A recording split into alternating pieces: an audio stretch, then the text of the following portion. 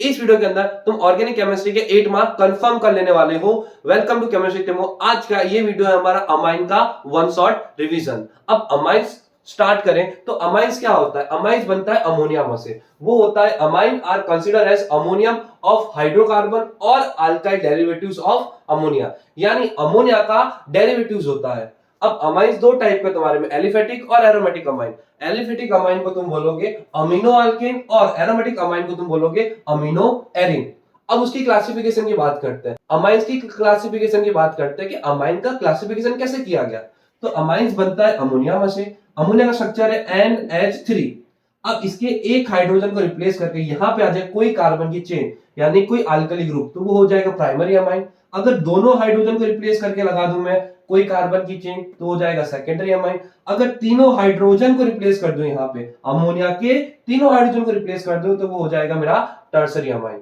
वापिस एक बार, अगर एक हाइड्रोजन को रिप्लेस करोगे तो बनेगा प्राइमरी अमाइन, दोनों हाइड्रोजन को रिप्लेस करोगे तो बनेगा सेकेंडरी अमाइन, अगर तीनों हाइड्रोजन को रिप्लेस करूंगा तो बनेगा टर्सरी अमाइन। अब इनके स्ट्रक्चर की बात करें तो अमोनिया का स्ट्रक्चर कैसा होता है, वैसा सिमिलर सा स्ट्रक्चर होता है अमाइन का। अब अमाइन में हमने क्या हुआ है, मैंने यहाँ पे प्राइमरी अमाइन ले लिया, यानी इसका एक हाइड्रोजन को रिप्लेस करके लगा दिया कोई कार्बन की चेन। अब यहाँ पे आओगे तो इनका शेप कैसा होगा, तो देखो इसका शेप देखने से कैसा लगता है, पिरामिड जैसा लगता है। तो अमाइन का शेप होता है पिरामिडल। सेकंड, इसकी ज्योमेट्री की बात करोगे तो यहाँ पे हाइब्रिडाइजेशन sp3, और जब भी sp3 होगा तो उसकी ज्योमेट्री क्या होती है, उसकी ज्योमेट्री होती है टेट्राहेड्रल। अच्छा, हाइब्रिडाइजेशन sp3 कैसे हमने पता लगाया, तो कितने सिग्मा बॉन्ड है, 1 2 3 सिग्मा बॉन्ड और एक लोन पेयर। और हाइब्रिडाइजेशन निकालने का फॉर्मूला क्या है, sigma bond plus lone pair. तो 3 1 प्लस कितना होगा 4, और जब भी बॉन्ड ऑर्डर 4 आता है तो हाइब्रिडाइजेशन क्या हो जाता है sp3। अब हम देखते हैं इसका IUPAC नोमेनक्लेचर।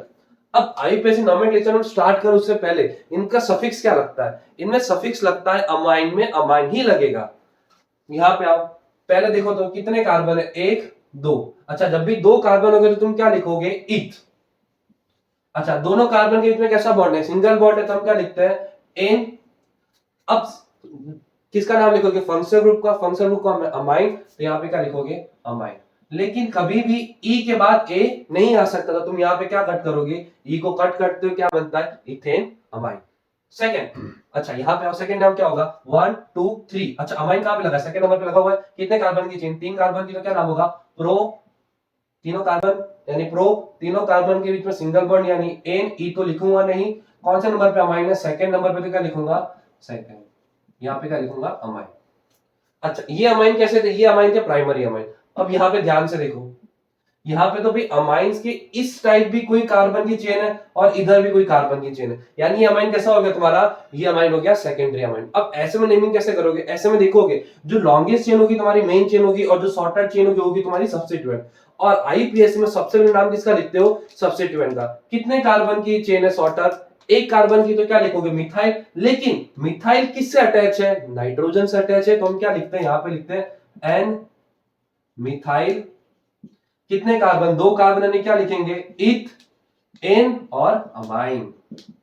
जैसे ये नाम दिया हुआ है। अब यहाँ पे देखो तो मैंने तीसरे हाइड्रोजन को भी हटा के यहाँ पे क्या लगा दिया, कार्बन की चेन। तो जैसा तुमने किया वैसा ही सिंपल लिखना है भाई। देखना है लॉन्गेस्ट चेन कौन सी है, ये 3 कार्बन वाली लॉन्गेस्ट चेन है। यहाँ पे तो क्या है, 2 कार्बन, यानी क्या हो गए, दोनों सेम ही है। लेकिन इसके कंपेयर में क्या होगा, नंबर ऑफ कार्बन कम, तो ये बन जाएगा सब्स्टिट्यूएंट। अब कितने कार्बन वाला सब्स्टिट्यूएंट है, 2 कार्बन वाला सब्स्टिट्यूएंट है और दोनों सेम है, तो मैं कैसे लिखूंगा, यहाँ पे ध्यान से लिखना है। यहाँ पे लिखूंगा मैं एन एन। कितने इथाइल ग्रुप, 2, जो सब्स्टिट्यूएंट में, तो क्या लिखूंगा, डाई इथाइल। कितने कार्बन, 3, तो लिखूंगा यहाँ पे प्रो एन अमाइन। अब कमेंट में तुम मुझे बताओ इसका नाम क्या होगा। सर यहाँ पे अगर कभी भी बेंजीन यानी अराइल पे क्या लगाओ, NH2 ग्रुप, तो उसको तुम क्या बोलते हो, एनिलीन। ये इसका बहुत यूजफुल नेम है, ये याद रखना, ये चैप्टर की जान ही यही है। अब बात करते हैं, अगर इसकी पहला पोजीशन में कौन लग जाए, ब्रोमीन लग जाए, तो इसका नाम कैसे लिखोगे, तो सिंपल। अगर ये पूरे स्ट्रक्चर को मैं एनिलीन बोलता हूं और उसकी ये ऑर्थो मेटा और पैरा पे क्या लगाओ, ब्रोमो लगाओ, तो क्या लिखोगे, पहले लिखोगे पैरा ब्रोमो एनिलीन। तो ये था इसका IUPAC नोमेनक्लेचर। हाँ, इसके IUPAC नोमेनक्लेचर बहुत बार एग्जाम में आए हैं, तो थोड़ा इस पर ध्यान दे देना। सेकंड, अब हम बात करते हैं इनकी प्रिपरेशन के बारे में कि इनकी प्रिपरेशन कैसे करनी है हमें। तो पहले तो यहाँ पे हमने लिखा हुआ है प्रिपरेशन ऑफ अमाइन यानी RNH2 कैसे बनाओगे। तो पहले मेथड देखेंगे हम नाइट्रो ग्रुप।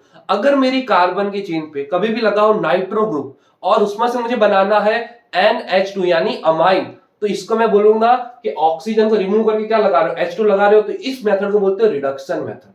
तो यहाँ पे कौन कौन से रिएजेंट यूज करते हो, तो यहाँ पे तुम रिएजेंट यूज कर सकते हो रेनी निकल in presence of H2, use कर सकते हो H2PT या तो PD भी यूज कर सकते हो। अब सेकेंड यूज कर सकते हो यहाँ पे SN प्लस HCl या तो यूज कर सकते हो Fe प्लस HCl।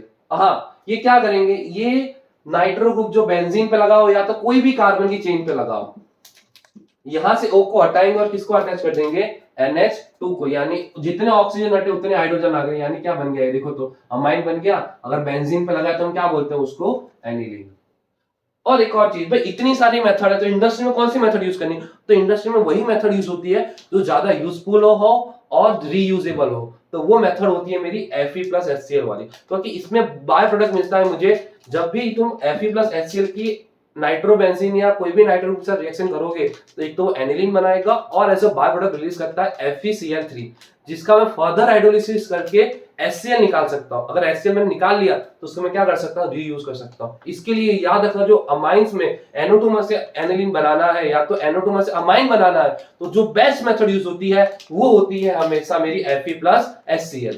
अब सेकेंड हम देखते हैं, उसका नाम है हॉफमैन अमोनोलाइसिस। यहाँ पे तुम यूज करते हो अल्काइल हैलाइड और यूज करते हो अमोनिया। अब यहाँ पे क्या होता है भाई, यहाँ से X निकलता है और NH2 जो होगा अपने इलेक्ट्रॉन किसको डोनेट करने आएगा, R को डोनेट करने में आता है, और जब वो अपने इलेक्ट्रॉन R को डोनेट करता है तो यहाँ से X निकलेगा और NH2 से जाता है हाइड्रोजन, तो यहाँ से क्या निकल गया, HX बाहर निकल जाता है और क्या फॉर्म करता है, प्राइमरी अमाइन, यानी ये फॉलो करता है SN2 मैकेनिज्म को। सेकेंड, अब यहाँ पे क्या रिएक्शन फर्दर कंटिन्यू चलती रहती है, क्यों, क्योंकि N के पास तो अभी भी लोन पेयर है, वो क्या करेगा दूसरी बार अल्काइल हैलाइड को क्या करेगा, अब यहाँ से निकलेगा X और ये N अपना क्या करेगा, इलेक्ट्रॉन किसको डोनेट करेगा, कार्बन की चेन को, और क्या फॉर्म करेगा, सेकेंडरी अमाइन। अब वापिस से भी क्या होगा, N ने अपने इलेक्ट्रॉन किसको डोनेट किए, कार्बन की चेन को, और यहां से क्या निकलेगा, हेलोजन, और क्या फॉर्म करेगा मेरा टर्सरी अमाइन, यानी हर बार क्या निकल रहा है, H और X निकलते जा रहे हैं। क्या अब और अल्काइल हैलाइड अगर होगा तो क्या रिएक्शन आगे बढ़ेगी, हाँ बढ़ेगी, क्यों, क्योंकि अगर तुमने नोटिस किया होगा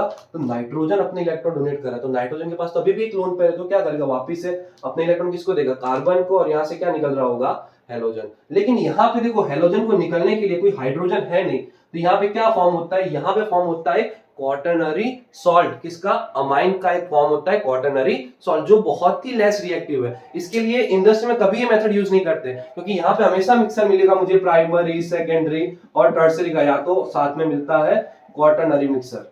RX का लिविंग ग्रुप का ऑर्डर क्या होता है, सिंपल, इजीली निकल जाए, और इजीली कौन निकलता है, आयोडीन, ब्रोमीन, फिर क्लोरीन, यानी सबसे इजी निकल जाता है आयोडीन, तो ये याद रखना तुम। अब नेक्स्ट देखते हैं अपने रिडक्शन ऑफ अल्काइल नाइट्राइल। अच्छा, अल्काइल नाइट्राइल क्या होता है, उसको हम साइनाइड भी बोलते हैं, उसका मतलब होता है CN। अब हम यहाँ पे क्या करेंगे, यहाँ पे ऐसा रिएजेंट यूज करेंगे कि C और N के बीच में जो ट्रिपल बॉन्ड है, यानी जो पाई बॉन्ड है, उसको ब्रेक कर और वहां पे क्या लगा दे, हाइड्रोजन। और सबसे अच्छा रिड्यूसिंग एजेंट कौन होता है, लिथियम एल्यूमिनियम हाइड्राइड। तो यहाँ पे मैं क्या यूज करूंगा, R, ये तो वैसे ही रहता है, ये रीजन क्या करेगा, ये दो पाई इलेक्ट्रॉन को ब्रेक करेगा और वहां पे क्या लगा देगा, हाइड्रोजन। अब यहां से दो पाई इलेक्ट्रॉन निकले, दो हाइड्रोजन आ गए, और N से भी दो पाई इलेक्ट्रॉन निकले हैं, तो N पे भी क्या आ जाएगा, हाइड्रोजन। तो ये बन गया तुम्हारा प्राइमरी अमाइन। इसमें रीजन का वर्क याद रखना है। अच्छा, इसी जगह एक और एजेंट यूज कर सकते हो, sodium in presence of ethanol, ये भी सेम काम ही करेगा। ये क्या करेगा, पाई बॉन्ड को ब्रेक करेगा और यहाँ पे क्या अटैच कर देगा, हाइड्रोजन। अगर तुम देखोगे तो यहाँ पे हाइड्रोजन ऐड हो रहा है, इसके लिए इस मेथड को हम बोलते हैं reduction method, reduction of alkyl nitride. अब सेकेंड है रिडक्शन ऑफ अमाइड। अच्छा, अमाइड क्या होता है, अमाइड जो है ना वो अमाइन का छोटा भाई है, यानी कि NH2 और कार्बन, इन दोनों के बीच में कौन आ जाए, कार्बोनिल ग्रुप, उसको तुम क्या बोलोगे, अमाइड। अगर मैं लिथियम एल्यूमिनियम हाइड्राइड डाल रहा हूं और इसका रिडक्शन करूंगा, यानी जैसे ही मैंने लिथियम एल्यूमिनियम हाइड्राइड ऐड किया और यहाँ पे मेरा अमाइड है, तो क्या करेगा, रिडक्शन करेगा। रिडक्शन यानी क्या करेगा, ऑक्सीजन को निकाल देगा। अगर मैं यहाँ से ऑक्सीजन को निकालता हूं तो ऑक्सीजन और कार्बन के बीच में कितने बॉन्ड थे, दो बॉन्ड थे, वहां पे ऐड कर देगा दो हाइड्रोजन, CH2NH2। अगर तुम ध्यान से देखोगे तो यहाँ पे क्या हुआ कि यहाँ पे जितने कार्बन, यहाँ पे एक भी कार्बन कम नहीं हुआ, जितने कार्बन वाला तुम्हारा अमाइड था उतने ही कार्बन वाला तुम्हारा क्या मिलेगा, अमाइन मिलेगा।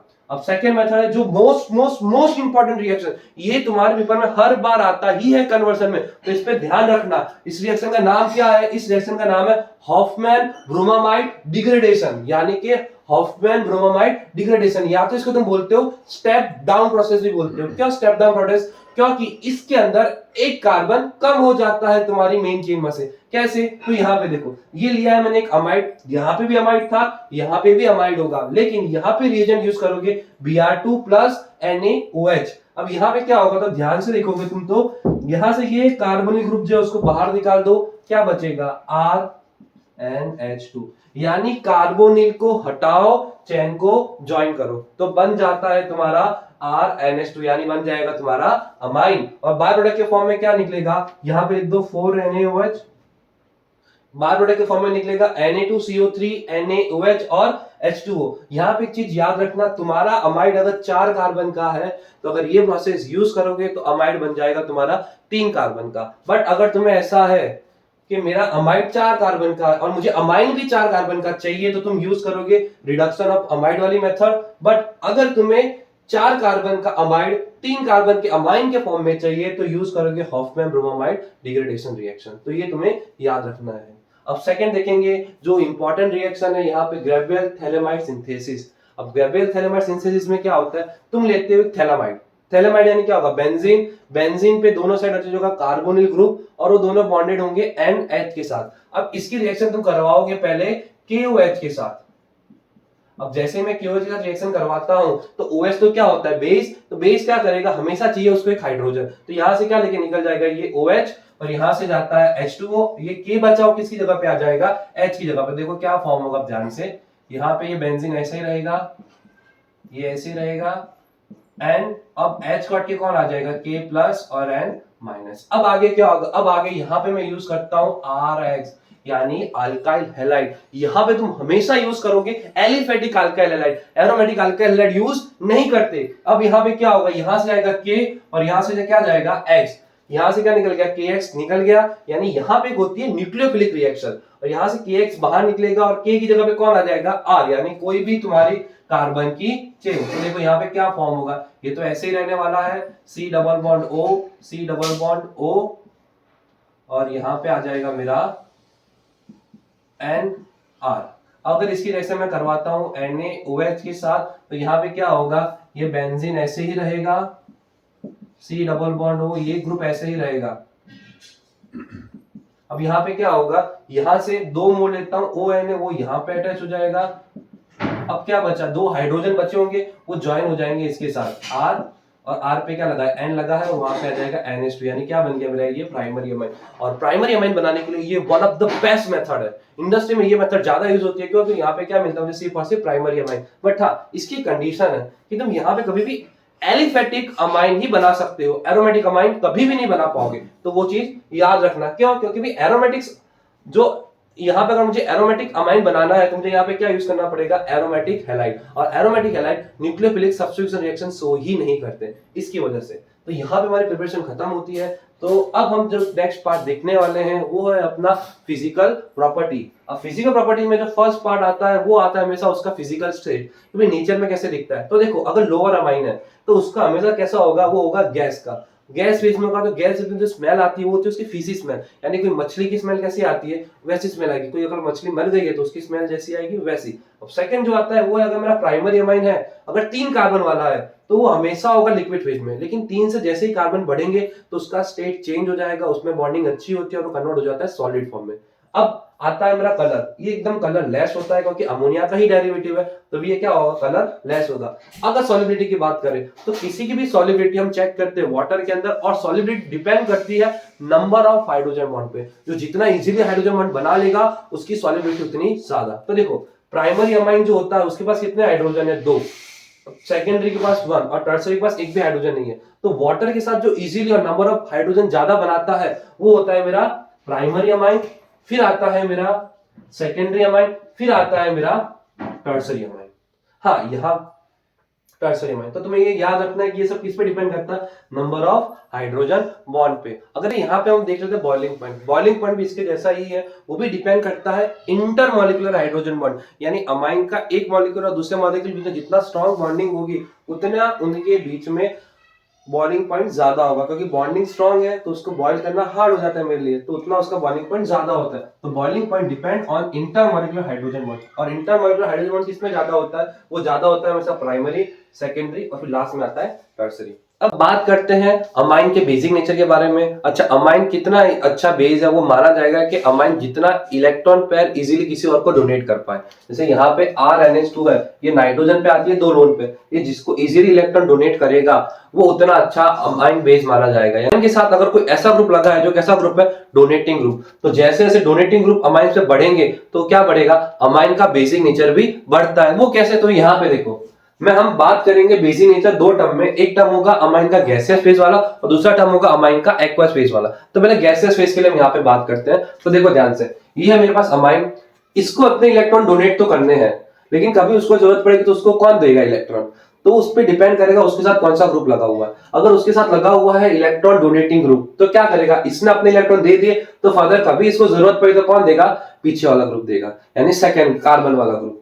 समझो, ये था प्राइमरी अमाइन। सेकंडरी अमाइन के पास क्या होगा, कितने डोनेटिंग ग्रुप होंगे, अब 2, यानी इसने अपने ये इलेक्ट्रॉन किसी और को दे दिया, अब इसको इलेक्ट्रॉन की जरूरत पड़ेगी तो कितने लोग देने वाले हैं, 2 लोग देने वाले हैं। यहाँ पे भी कितने इलेक्ट्रॉन है, 3। अगर इसने ये इलेक्ट्रॉन किसी और को दे दिया, अब कितने लोग देने वाले हैं, देखो तो 3, यानी नाइट्रोजन को जब भी इलेक्ट्रॉन की जरूरत पड़ेगी तो टर्सरी के पास सपोर्ट करने के लिए कितने लोग हैं, 3 लोग हैं। सेकेंडरी के पास 2 और प्राइमरी के पास 1 लोग। तो कौन अच्छा बेस माना जाएगा, वो होगा टर्सरी, क्योंकि टर्सरी अपना इजीली इलेक्ट्रॉन डोनेट कर पाएगा। फिर सेकेंडरी और सबसे लीस्ट आता है प्राइमरी। लेकिन एक्वस फेज के अंदर तुम ऐसे याद नहीं रख सकते। एक्वस फेज पे 3 चीजें डिपेंड करती है। एक होता है उसका इंडक्टिव इफेक्ट, सेकेंड होता है स्टेरिक हिंड्रेंस और फोर्थ होता है सॉल्वेशन इफेक्ट। अब इंडक्टिव इफेक्ट में क्या होता है, सेम इंडक्टिव इफेक्ट में भी यही होगा कि जितना प्लस आई ग्रुप ज्यादा उसका उतना बेसिक नेचर ज्यादा। और बेसिक नेचर कौन से अमाइन में ज्यादा होता है, टर्सरी, सेकेंडरी और प्राइमरी में, ये एज पर इंडक्टिव इफेक्ट। लेकिन स्टेरिक हिंड्रेंस में क्या होगा, जितना स्टेरिक हिंड्रेंस कम, और स्टेरिक हिंड्रेंस किसमें कम होता है, प्राइमरी अमाइन में, तो उसमें ऑर्डर क्या होगा, प्राइमरी, सेकेंडरी और टर्सरी। और सॉल्वेशन इफेक्ट में क्या आएगा, सेम ऑर्डर होगा, प्राइमरी, सेकेंडरी और टर्सरी। लेकिन हमने जो प्रैक्टिकली निकाला तो प्रैक्टिकली मुझे इन तीनों में से एक भी ऑर्डर नहीं मिला। तो कौन सा ऑर्डर मिला, तो मुझे इसके अंदर मिला अमाइंस के लिए, अगर मेरा अमाइन, ध्यान याद रखना, प्राइमरी सेकेंडरी अमाइन के अंदर जो कार्बन लगा है अगर वो मिथाइल ग्रुप वाला है, कौन सा है, मिथाइल ग्रुप वाला, तो उसके अंदर ऑर्डर आएगा 2, यानी सेकेंडरी, फिर प्राइमरी, फिर टर्सरी।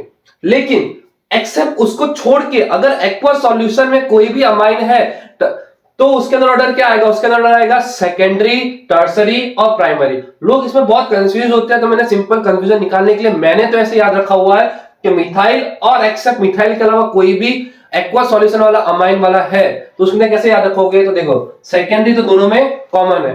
अब यहाँ पे क्या लगा हुआ है, मिथाइल लगा हुआ है, यानी कितना होगा 1, तो 2 के बाद क्या आएगा 1, अब कौन बचा 3, 2 1 3। तो अगर तुमने एक का क्लियर किया तो सेकंड इजीली क्लियर हो जाएगा।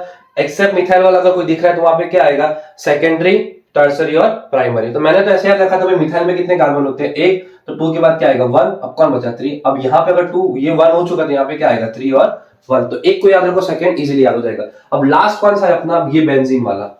अब देखो बेंजीन एक इलेक्ट्रॉन विड्रॉइंग ग्रुप है, वो अमाइन का जो होता है एन का, वो बेसिक नेचर कम करने का ट्राई करता है। तो अगर उस पर कोई डोनेटिव ग्रुप लगा होगा तो उसका बेसिक नेचर क्या होगा, बढ़ेगा। यानी बेंजीन पे कोई अगर डोनेटिव ग्रुप लगा होगा तो अमाइन का बेसिक नेचर बढ़ेगा। तो यहाँ पे एग्जांपल के फॉर्म में लिया हुआ है, देखो ये एनिलीन, ये नाइट्रो एनिलीन, ये क्या मेरे पास OCl3 और उस पे लगा हुआ है, सॉरी एनिलीन पे लगा हुआ है इथर ग्रुप। तो अब तुम अगर देखोगे तो यहाँ पे कोई डोनेटिंग ग्रुप नहीं लगा, यहाँ पे एक डोनेटिंग नहीं, यहाँ विड्रॉइंग ग्रुप लगा है जो शो करता है यहाँ पे -I इफेक्ट, या तो बोल दो -R इफेक्ट। यहाँ पे कौन लगा हुआ है, यहाँ पे लगा हुआ है +OCl3, यानी जो शो करेगा +R या तो +I इफेक्ट शो करेगा यहाँ पे। तो अब ये क्या करेगा, ये इलेक्ट्रॉन डोनेट करेगा। तो अगर इलेक्ट्रॉन डोनेट करेगा तो इसका बेसिक नेचर बढ़ेगा, पर यहाँ पे क्या इलेक्ट्रॉन खींचने वाला है तो इसका बेसिक नेचर क्या करेगा, कम। लेकिन यहाँ पे कोई भी ग्रुप नहीं लगा हुआ है, ये सिर्फ और सिर्फ क्या एनिलीन। तो अगर कोई इसमें पूछता है बेसिक नेचर क्या होगा, तो सबसे ज्यादा बेसिक अच्छा है C, क्योंकि इस पे डोनेटिंग ग्रुप है। यहाँ पे एक भी विड्रॉइंग ना डोनेटिंग कोई नहीं है, तो आएगा A, और लास्ट में कौन आता है तुम्हारा B, क्योंकि यहाँ पे विड्रॉइंग ग्रुप है, इसके बेसिक नेचर क्या हो जाएगा, कम। यहाँ पे आओ, अब यहाँ पे अगर तुम देखोगे तो मैंने ABC लिखा हुआ है, ये एनिलीन लिखा है, ये सेकेंडरी अमाइन और ये लिखा है मेरा बेंजाइल अमाइन। तो अगर तुम ध्यान से देखोगे तो यहाँ पे तो कोई ना डोनेटिंग है ना विड्रॉइंग है, लेकिन यहाँ पे कैसा ग्रुप लगा हुआ है, प्लस आई ग्रुप लगा हुआ है, यानी एज कंपेयर इसमें बेसिक नेचर किसका ज्यादा होगा, बी का ज्यादा होगा। सेकंड यहाँ पे आओ, NH2 यहाँ पे भी तो कार्बन की चेन है, तो अब कैसे डिसाइड करोगे। अब अगर तुम देखोगे तो मैंने स्टार्टिंग में एक पॉइंट तुम्हें बोला था कि अगर N बेंजीन पे डायरेक्ट अटैच है तो बेंजीन क्या करता है, बेसिक नेचर कम करता है, लेकिन यहाँ पे देखो NH2 है, यहाँ किस पर अटैच है, कार्बन पे, क्या इसका बेसिक नेचर कम करेगा, नहीं करेगा। अगर डायरेक्ट N अटैच होता है तो उसका बेसिक नेचर कम होता है, लेकिन यहाँ पे बेसिक डायरेक्ट कम नहीं होगा। तो अगर मुझे कोई पूछे इन तीनों में सबसे ज्यादा बेसिक कौन होगा, ये, क्यों, क्योंकि अपना इलेक्ट्रॉन पर इजीली डोनेट कर पा रहा है। यहाँ पे क्या होगा,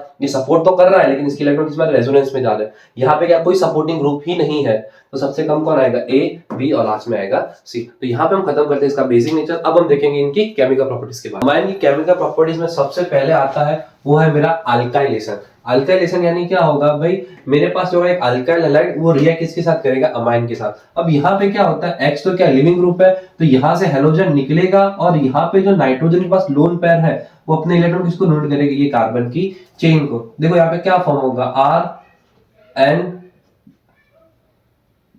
H और यहाँ पे R। यहाँ से जो X होगा वो क्या करेगा, एक हाइड्रोजन को लेके यहाँ से बाहर निकलता है। वापिस अगर मैंने यहाँ पे अल्काइल हैलाइड ऐड किया, यानी अगर एक्सेस में मेरा अल्काइल हैलाइड है तो यहाँ पे क्या होगा, वापिस से सेम रिएक्शन, यहाँ से हेलोजन जाएगा, ये नाइट्रोजन क्या करेगा, अपने इलेक्ट्रॉन डोनेट करेगा और ये X इस H को लेके क्या होगा, बाहर निकलेगा। तो देखो यहाँ पे क्या फॉर्म होगा, N R और यहाँ पे भी क्या आ जाएगा, R। ये कैसा अमाइन है, टर्सरी अमाइन। लेकिन अगर यहाँ पे मैंने क्या यूज किया, अगर यहाँ पे RX वापिस अगर होगा तो क्या होगा, अगर RX इसमें पहले से है तो वापिस से यहाँ पे क्या बनेगा, यहाँ पे मेरा बनेगा क्वार्टरनरी अमाइन। और अगर तुम्हें याद हो तो तुमने ऐसा सेम पढ़ा था किसके अंदर, हॉफमैन अमोनोलिसिस में, यानी हॉफमैन अमोनोलिसिस और अल्काइलेशन एकदम सेम टू सेम है। यहाँ पे भी मुझे मिक्सर मिलेगा प्राइमरी, सेकेंडरी, टर्सरी और क्वार्टरनरी अमाइन का। अब आगे देखते हैं असाइलेशन। असाइलेशन यानी क्या होगा, एक असाइल ग्रुप होगा। असाइल ग्रुप यानी क्या, CH3CO उसके साथ कोई भी हेलोजन लगा हो, इस ग्रुप में बोलूंगा असाइल ग्रुप, या तो हम बोलते हैं एसिड हैलाइड। अब यहाँ पे क्या होगा कि मेरा जो अमाइन होगा, यहाँ पे अमाइन असाइलेशन के Cl और अमाइन का H बाहर निकलेगा और ये दो आपस में क्या हो जाएंगे, ज्वाइन हो जाएंगे और फॉर्म करेंगे अमाइन। ये R तो वैसे ही रहेगा R, या फिर यहाँ पे N, यहाँ पे क्या आ जाएगा COCH3। यहाँ पे तुम्हें ये रिएक्शन करवाने के लिए तुम्हें एक बेस लेना पड़ता है, क्यों, क्योंकि यहाँ पे निकलता है HCl। अगर तुमने उस HCl को रिमूव नहीं किया बेस के साथ रिएक्ट करवा के, तो ये सेम इस रिएक्शन को क्या कर देगा, रिवर्स कर देगा। तो उस रिएक्शन का रिवर्स ना जाए इसके लिए हम क्या यूज करते हैं, बेस का यूज कर रहे होते हैं। अब लास्ट है अपना बेंजोइलेशन। बेंजोइलेशन में सेम होगा, ये मैंने लिया बेंजोइल क्लोराइड लिया हुआ है, यहाँ पे क्या होगा, ये है मेरा अमाइन और बेंजोइल क्लोराइड का Cl और यहाँ से क्या निकालोगे, अमाइन का H, और इन दोनों को क्या करो, ज्वाइन करो। तो देखो क्या फॉर्म हो जाएगा, ये मेरा बेंजीन जिसपे लगा है कार्बोनिल ग्रुप, और कार्बोनिल ग्रुप की Cl की जगह पे क्या आ जाएगा, मेरा अमाइन, यानी यहाँ पे आ गया N और H और ये बन गया अमाइन।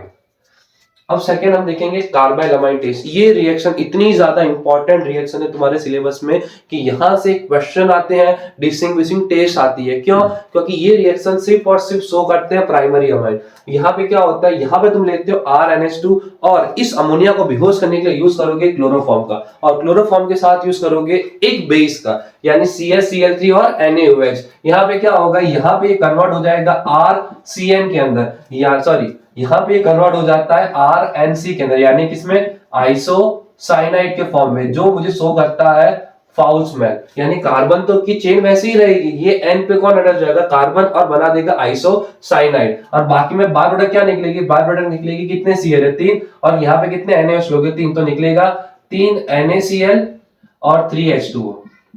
सेम यहाँ पे आओ, नीचे देखो क्या होगा, मैंने CH-Cl3 प्लस NaOH लिया, तभी भी ये लिखा हुआ दिखे, मतलब समझ जाओ कार्बाइल अमाइन टेस्ट। तो मैं इस कार्बन की चेन को छेड़ना ही नहीं है, उसको वैसे ही रखना है। ये N पे लगाना है N पे लगाना है C और फॉर्म कर देना है आइसोसाइनाइड, जो शो करता है फाउल स्मेल।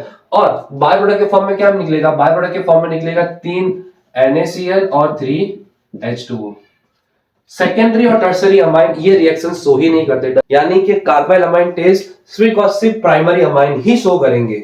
अब नेक्स्ट देखते हैं वो अपना reaction with benzyl sulphonyl chloride यानी कि हिंसबर्ग रिएजेंट या तो हिंसबर्ग रिएक्शन भी बोलते हैं। हिंसबर्ग रिएजेंट क्या होता है, उसका नाम है बेंजीन सल्फोनाइल क्लोराइड, यानी बेंजीन पे लगा होगा सल्फर, सल्फर के आजू बाजू लगे होंगे 2 ऑक्सीजन और एक Cl, इसी रिएजेंट को तुम बोलते हो बेंजीन सल्फोनाइल क्लोराइड या तो हिंसबर्ग रिएजेंट। ये तुम्हारा एग्जाम में इंपॉर्टेंट पार्ट है, यहां से 1 मार्क का क्वेश्चन पूछा जाता है। अब आगे आओ, अगर मैंने मेरा प्राइमरी अमाइन लिया यानी NH2 तो क्या होगा, बेंजीन सल्फोनाइल क्लोराइड का एक Cl और एक H बाहर निकलेगा अमोनिया में से, सॉरी अमाइन में से, तो क्या बनेगा देखो, तो यहाँ पे ये तो वैसा ही रहेगा, sulphur 2 oxygen as it is रहेंगे और यहाँ पे क्या अटैच हो जाएगा N, एक H बचा होगा और यहाँ पे क्या आ जाएगा R। सेकेंड, अगर मैंने क्या लिया सेकेंडरी अमाइन लिया तो यहाँ पे क्या होगा H और यहाँ पे आएगा R और यहाँ पे जो होगा वापिस सेम Cl बाहर निकलेगा और कौन आ जाएगा यहाँ पे मेरा अमाइन। तो यहाँ पे देखो तो यानी ऐसे ही रहने वाला है, 2 ऑक्सीजन आ जाएंगे, यहाँ पे क्या आ जाएगा मेरा N R और R, ये है मेरा सेकेंडरी अमाइन। अच्छा, मैंने अगर टर्सरी अमाइन डाला तो टर्सरी अमाइन में तो एक भी H ही नहीं है, तो यहाँ से Cl निकल पाएगा नहीं, नो रिएक्शन, यानी ये रिएक्शन ही नहीं होगी। अच्छा, अगर तुम ध्यान से देखोगे तुम ये क्या ना, प्राइमरी सेकेंडरी और टर्सरी को तुम डिस्ट्रीब्यूट करने वाले टेस्ट में भी यूज होता है। कैसे, टर्सरी तो तुम्हें पता चल गया कि ये रिएक्ट ही नहीं करेगा क्योंकि इस पास H ही नहीं है, एसिडिक H एब्सेंट है इसके पास। लेकिन अगर मेरे पास प्राइमरी है, उसने भी रिएक्ट किया, सेकेंडरी ने भी रिएक्ट किया, लेकिन अगर इस बेंजाइल सल्फोनाइल क्लोराइड के साथ प्राइमरी अमाइन रिएक्ट करने के बाद जो प्रोडक्ट मिली, अगर इसको मैं बेस में डालूंगा तो बेस में ऐड करते ही ये बेस में हो जाएगा सॉल्युबल, क्योंकि इसके पास क्या है, एक H है और बेस को चाहिए होता है H। सेम, क्या इसके पास एक H है, नहीं है, तो ये क्या होगा, बेस में होगा इनसॉल्युबल इन बेस, यानी बेसिक सॉल्यूशन में क्या होगा, ये इनसॉल्युबल हो जाएगा। तो कैसे याद रखोगे, प्राइमरी हिंसबर्ग के साथ रिएक्ट करेगा और बेसिक सॉल्यूशन में सॉल्युबल, सेकेंडरी हिंसबर्ग के साथ रिएक्ट करेगा लेकिन सॉल्युबल नहीं होगा बेस के अंदर, टर्सरी जो होगा वो रिएक्ट ही नहीं करेगा। तो तुम ऐसे इन तीनों को डिस्ट्रीब्यूशन टेस्ट कर सकते हो। यहाँ पे हमने 2 टेस्ट देखी, पहली कार्बाइल अमाइन जो सिर्फ और सिर्फ प्राइमरी अमाइन के लिए थी, और दूसरी देखी हमने बेंजीन सल्फोनाइल क्लोराइड यानी हिंसबर्ग रिएजेंट या तो हिंसबर्ग टेस्ट। अब हम बात करते हैं नाइट्रस एसिड के साथ। अच्छा, नाइट्रस एसिड क्या होता है, HNO2, बस प्राइमरी अमाइन है, नाइट्रस एसिड ऐड किया तो क्या बनेगा, अल्कोहल, यानी यहां से NO2 ग्रुप हट जाएगा, कौन सा ग्रुप आ जाएगा, O2, बार के फॉर्म में निकलेगा N2 प्लस NaCl। अब हम बात करते हैं एरोमेटिक अमाइन के लिए। ये सब तुमने देखा मोस्ट ऑफ सारे एलिफेटिक थे, अब हम बेसिकली बात करेंगे जो है एरोमेटिक अमाइन। पहले तो एरोमेटिक अमाइन का मुझे रेजोनेंस स्ट्रक्चर आना चाहिए, तो उसका रेजोनेंस स्ट्रक्चर क्या होगा भाई, देखो ये मेरे पास बेंजीन, उस पे कौन लगा हुआ है, NH2। अब यहाँ पे क्या होती है, लोन पेयर, ये लोन पेयर किसको डोनेट करेगा, इस कार्बन को, तो ये पाई इलेक्ट्रॉन कहां पे शिफ्ट हो जाएंगे, इधर, तो यानी कि यहाँ पे कैसा आ गया डबल बॉन्ड और यहाँ पे कैसा आ जाएगा नेगेटिव चार्ज। वापिस से ये इलेक्ट्रॉन जो नेगेटिव चार्ज हो किसको डोनेट करेगा, इस कार्बन पे, तो ये पाई इलेक्ट्रॉन कहां शिफ्ट हो जाएंगे, इधर, यानी यहाँ पे क्या आ जाएगा नेगेटिव और यहाँ पे क्या आ गया डबल बॉन्ड। ये रिएक्शन आगे ऐसे ही चलती रहेगी, ये इलेक्ट्रॉन किसको डोनेट करेगा, अपने इस कार्बन पे, और ये पाई इलेक्ट्रॉन शिफ्ट हो जाएंगे यहाँ, यानी अब यहाँ पे आ गया है नेगेटिव चार्ज और यहाँ पे बन चुका है बॉन्ड। वापिस से ये जो नेगेटिव चार्ज वाले इलेक्ट्रॉन है वो इलेक्ट्रॉन आएंगे इस कार्बन पे और ये बेंजीन नाइट्रोजन के इलेक्ट्रॉन उसको रिटर्न कर देगा। तो अगर तुमने ध्यान से देखा होगा तो NH2 group is ortho and para directing group, यानी वहां पे ऑर्थो और पैरा डायरेक्टिंग पे क्या होता है, इलेक्ट्रॉन की डेंसिटी ज्यादा होती है। तो अगर अब मैं कभी भी इलेक्ट्रोफिलिक रिएक्शन करवाऊंगा तो वहां पे जो इलेक्ट्रोफाइल आएगा वो कहां पे ऐड होगा, वो हमेशा होगा ऑर्थो या तो पैरा पे। तो चलो हम यहाँ पे एक इलेक्ट्रोफिलिक रिएक्शन करवाते हैं, वो है मेरा ब्रोमिनेशन। अगर मैंने NH2, इसकी रिएक्टिविटी इतनी ज्यादा है, इतना फास्ट फास्ट रेजोनेंस स्ट्रक्चर में घूमता रहता है कि जैसे ही मैंने इसको ब्रोमीन वाटर में ऐड किया तो ये सिर्फ ऑर्थो या सिर्फ पैरा पे नहीं जाएगा, ये ऐड हो जाएगा ऑर्थो पे भी ऐड हो जाएगा और पैरा पे भी ऐड हो जाएगा, यानी दोनों ऑर्थो पोजीशन में Br आ जाएगा और पैरा पोजीशन पे भी क्या आ जाएगा Br, और इसका नाम हो जाएगा 2,4,6 ट्राइब्रोमो एनिलीन, जो होता है मेरा व्हाइट PPTs के फॉर्म में। यहां पे इतनी ज्यादा रिएक्टिविटी होती है कि Br जो होता है सिर्फ ऑर्थो या पैरा पे ना जाते हुए वो दोनों ऑर्थो पोजीशन और पैरा पोजीशन पे आ जाता है। अब हम जैसे हमारा मन कंट्रोल में नहीं रहता, वैसे साइंटिस्टों को भी क्या होता है कि मुझे मेरा मन कंट्रोल में करना है, वैसे उनको करना है इस रिएक्शन को कंट्रोल। उन्होंने बोला कि मुझे एनिलीन से सिर्फ पैरा एनिलीन बनाना है, तो कैसे करोगे, तुमने सोचा अच्छा ये सब चीजें किस पे डिपेंड कर रही हैं, उसके रेजोनेंस पे डिपेंड कर रही है कि इसमें फास्ट फास्ट रेजोनेंस स्ट्रक्चर यानी इलेक्ट्रॉन की डेंसिटी फटाफट ऑर्थो पैरा पे घूम रही है, इसकी वजह से अगर मैं इसको स्लो कर दूं तो स्लो कैसे करोगे? तुमने एक काम करते हैं, स्लो करने के लिए मैं इसमें मास्किंग रिएक्शन करता हूं। मास्किंग मतलब कि यहां पे मैं यूज करूंगा एसिड अनहाइड्रेट। क्या यूज करूंगा? Acid anhydride. एसिड अनहाइड्रेट क्या करेगा कि यहां से, ये मेरा स्ट्रक्चर पहले से लिखा हुआ है, यहां से NH2 के एक H को लेगा, यहां से एक H और नीचे से पूरा पार्ट क्या करेगा? बाहर निकलेगा। किस फॉर्म में? CH3COH, एसिडिक एसिड के फॉर्म में। क्या बचा? CH3CO बचा। वो कहां पे अटैच हो जाएगा? वो अटैच हो जाएगा मेरा बेंजीन पे, यानी अमाइन के साथ। एंड यहाँ पे क्या बचा? देखो तो C double bond O CH, यानी यहाँ पे क्या फॉर्म हो गया? अमाइड फॉर्म हो गया। अब अगर तुम देखोगे तो अब यहाँ पे भी रेजोनेंस होता है, यानी ये इलेक्ट्रॉन खींचेगा तो नाइट्रोजन अपने इलेक्ट्रॉन किसको डोनेट करेगा? कार्बन पे। तो एक तो यहाँ पे भी जा रहा है और यहाँ पे भी जा रहा है, तो इसकी वजह से इसकी रिएक्टिविटी क्या हो जाती है? कम हो जाती है। अब रिएक्टिविटी कम हो गई तो अब अगर मैं आगे जाके ब्रोमिनेशन करवाऊंगा तो मुझे ऑर्थो और पैरा ना मिलते हुए सिर्फ और सिर्फ कौन सी मिलती है? पैरा। तो मैं किसकी रिएक्शन कराऊंगा? Br2 के साथ इन प्रेजेंस ऑफ CH3COH। तो क्या होगा? यहाँ पे ध्यान से देखो, यहाँ पे मेरा इलेक्ट्रोफाइल रिलीज होगा Br प्लस, वो अटैक करेगा पैरा पोजीशन पे, यानी यहाँ पे लगेगा Br और यहाँ पे होगा NHC double bond O CH3। अब मुझे क्या करना है? मुझे ये ग्रुप पूरा हटाना है, तो मैं कुछ नहीं करूंगा, सिंपल हाइड्रोलिसिस करूंगा, यानी H2O के साथ क्या निकलेगा? H प्लस और OH माइनस। OH माइनस कहां पे अटैक करेगा? इस ग्रुप पे अटैक करेगा और निकालेगा यहां से CH3COH। जो H बचेगा वो कहां पे अटैक करेगा? N पे, और यहाँ पे फॉर्म करेगा मेरा पैरा ब्रोमो एनिलीन। ये तुम्हारा प्रीवियस ईयर में कंटिन्यू 2 बार पूछा हुआ क्वेश्चन है कि aniline to para bromo aniline करो। लोग डायरेक्ट ब्रोमिनेशन करके आते हैं, तुम्हें डायरेक्ट ब्रोमिनेशन नहीं करनी है, पहले मास्किंग करनी है, फिर ब्रोमिनेशन करना, फिर करवाना है हाइड्रोलिसिस। तो क्या मिलेगा? Para bromo aniline. यहाँ पे नाम याद रखना। अब नेक्स्ट देखते हैं ब्रोमिनेशन के बाद नाइट्रेशन। अब नाइट्रेशन में मैंने यहाँ पे लिया एनिलीन, और एनिलीन का जब भी नाइट्रेशन करूंगा तो मैं यूज करूंगा कॉन्सेंट्रेटेड HNO3 और कॉन्सेंट्रेटेड H2SO4। तो सिंपल चीज है, इलेक्ट्रोफाइल कौन सा निकलता है मेरा? NO2+।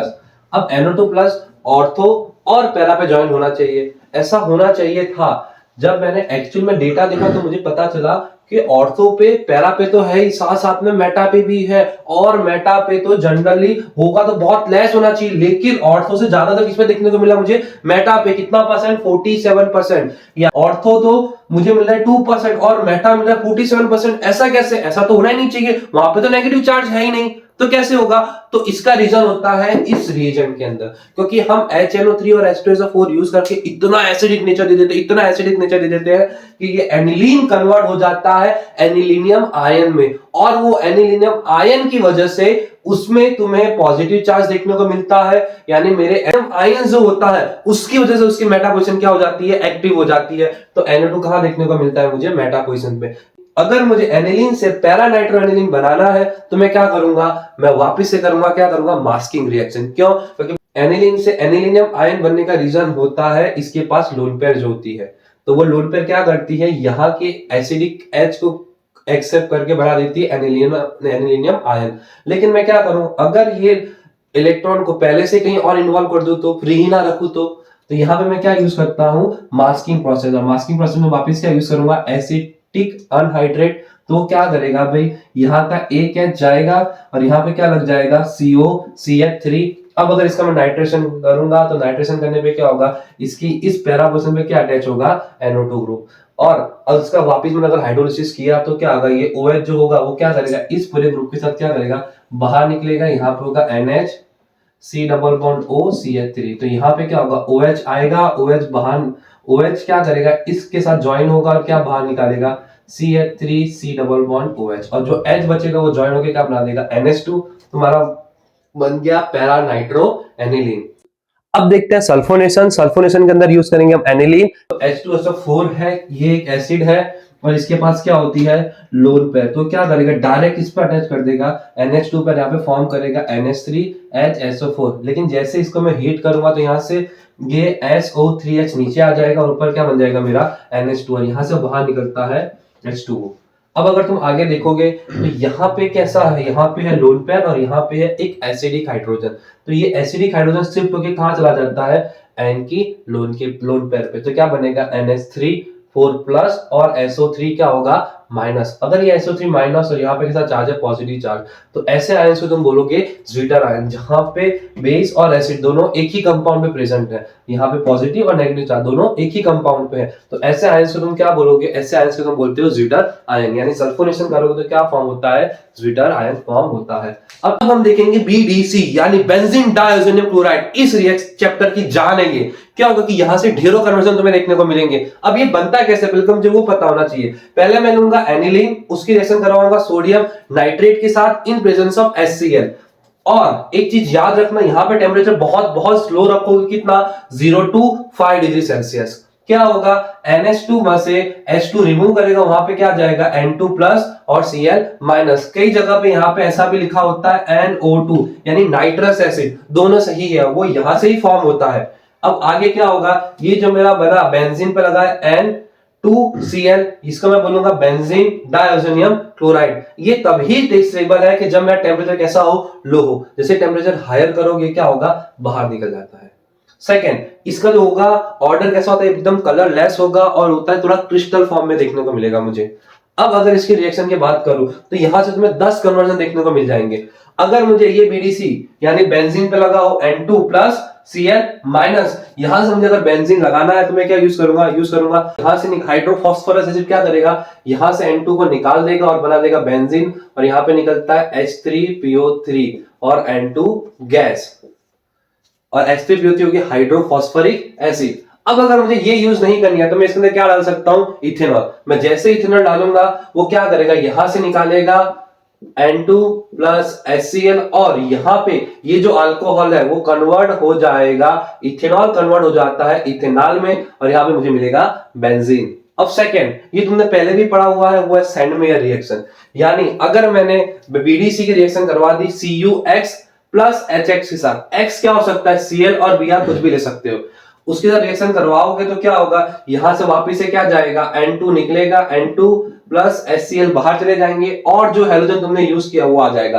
अगर मैंने यहाँ पे यूज किया होता CuCl प्लस HCl, तो यहाँ पे X जगह क्या लिखता, मैं Cl लिखता। तो इस रिएक्शन को तुम बोलते हो सैंडमेयर रिएक्शन। अब यहाँ पे तुम CuCl की जगह सिर्फ कॉपर का पाउडर लो और HH यानी एसिड हैलाइड ले लो, यानी Cu प्लस अगर मैं HCl लूं, यानी यहाँ पे कॉपर किस फॉर्म में, पाउडर के फॉर्म में, और उसकी रिएक्शन कराऊंगा तो क्या होगा, सेम N2 निकल जाएगा प्लस HCl बाहर निकलेगा, और दूसरा यहाँ पे क्या आ जाएगा, जो हेलोजन तुमने लिया होगा वो यहाँ पे आ जाएगा। यहाँ पे मैंने Cl लिया तो Cl, यहाँ पे HX में HBr है तो क्या आ जाएगा, Br। इस रिएक्शन को तुम बोलोगे गेटरमैन रिएक्शन। और सैंडमेयर और गेटरमैन रिएक्शन दोनों की प्रोसेस थोड़ी सी बहुत कॉमन है, खाली चेंज आता है कॉपर का। यहाँ पे कॉपर हैलाइड यूज करते हो, यहाँ पे सिर्फ सॉलिड कॉपर यूज करते हो। तो एक चीज याद रखना कि मोस्ट ऑफ इंडस्ट्री में सैंडमेयर रिएक्शन ज्यादा यूज होती है एज कंपेयर गेटरमैन, क्योंकि सैंडमेयर की यील्ड ज्यादा मिलती है, यानी उसकी प्योरिटी ज्यादा होती है।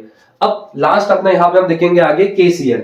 अगर मैंने KCl ऐड किया तो क्या होगा, यहाँ पे ये जो Cl है वो क्या करेगा, इस सबको निकाल देगा और ऊपर आ जाएगा Cn, यानी बन जाएगा मेरा बेंजोनाइट्राइल। अब आगे क्या बाहर निकलता है, यहाँ से K जो है वो किसका रिएक्ट करेगा, KCl के साथ, और यहाँ से निकलेगी हमेशा मेरी N2 गैस। अगर तुम नोटिस करोगे तो यहाँ पे बाय प्रोडक्ट के फॉर्म में कौन निकल रहा है, हर बार N2 गैस निकल रही है, और N2 गैस के फॉर्म में बाय प्रोडक्ट निकल जाता है तो मेरी प्रोडक्ट बहुत ज्यादा प्योर मिलती है। तो इसकी वजह से ये बहुत यूजफुल मेथड है। अगर मैंने यूज किया Ki और हल्का सा हीट दिया तो क्या होगा, Ki यूज करने पे यहाँ से क्या होगा, सेम चीज वापिस से N2 निकलेगा, और K के साथ कौन निकलेगा, Cl, और ये जो I बचा होगा इसकी जगह पे आ जाएगा N2Cl की जगह पे, यानी क्या मिल जाएगा, बेंजोइक आयोडाइड। अब अगर मैंने यहाँ पे क्या यूज किया होता, HbF4, क्या यूज किया, HbF4, और हीट किया तो क्या हो जाएगा भाई, यहाँ पे आ जाएगा फ्लोरोबेंजीन बन जाएगा। यानी कि ये पूरा वापिस से वही सेम प्रोसेस में निकलेगा, N2 प्लस और HCl बाहर निकल जाता है, और यहाँ पे क्या फॉर्म करेगा,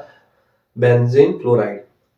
अब अगर मुझे फिनॉल बनाना है तो मुझे कुछ नहीं करना, मुझे सिर्फ इसके अंदर क्या डाल देना है, H2 और हल्का सा हीट देना है, यानी थोड़ा सा गर्म पानी डाल देना है। अगर हॉट थोड़ा वार्म वाटर में इसके अंदर ऐड करूंगा तो सेम प्रोसेस होगी, यहाँ पे अटैच हो जाएगा OH, N2 gas as a by product, और क्या निकलता है, HCl। तो ये था हमारा BDC, यहाँ पे खत्म होता है। लेकिन BDC में थोड़ा सा इंपॉर्टेंट बात रह गया हुआ है मेरी कपलिंग रिएक्शन।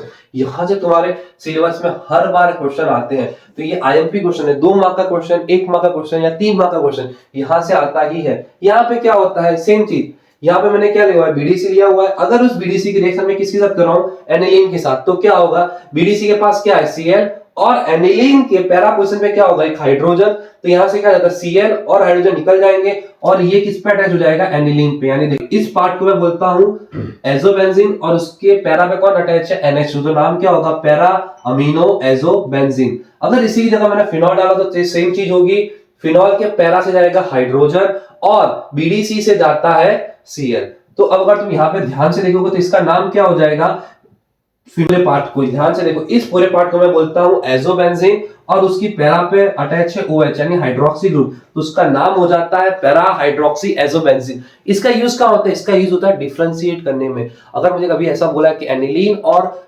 फिनॉल को सेपरेट कर दो, क्या करो, कुछ मत करो, बीडीसी ऐड कर दो, तो यहां पे मिलेगा पैरा अमीनो एजोबेंजीन और यहां पे मिलेगा पैरा हाइड्रोक्सी एजोबेंजीन। जो पैरा हाइड्रोक्सी एजोबेंजीन है वो शो करेगा तुम्हें ऑरेंज कलर की डाई, यानी वो जैसे ही ऐड करोगे क्या देखने को मिलेगा, ऑरेंज कलर की डाई। और एनिलीन अगर बीडीसी के साथ रिएक्ट करेगा तो तुम्हें देखने को मिलेगी येलो कलर की डाई। तो ऐसे तुम इन दोनों को सेग्रीगेट या सेपरेट करके देख सकते हो कि कौन सा पैरा, कौन सा फिनॉल है, कौन सा एनिलीन है, या सॉरी हाँ कौन सा एनिलीन है। ये वीडियो अगर तुम्हें अच्छा लगा है तो लाइक शेयर और सब्सक्राइब करना मत भूलना, और हाँ अपने दोस्तों के साथ भी इस वीडियो को शेयर करो और मुझे बताओ अब तुम्हें नेक्स्ट वीडियो कौन से टॉपिक पे चाहिए।